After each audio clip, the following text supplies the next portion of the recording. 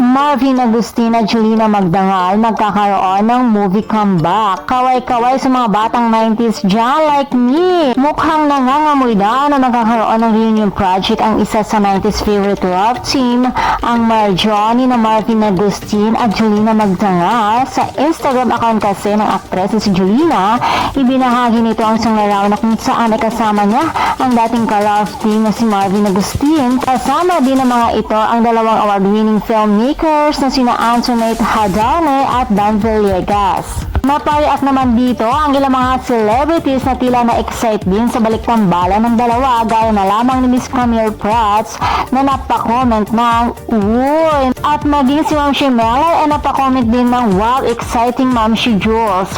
OM naman ang say ni Miss Lovie Po. Ayon naman sa naging komento ng iba pang mga netizens, ngayon pa lamang daw ay na-excite na mga ito kahit hindi pa ito confirm.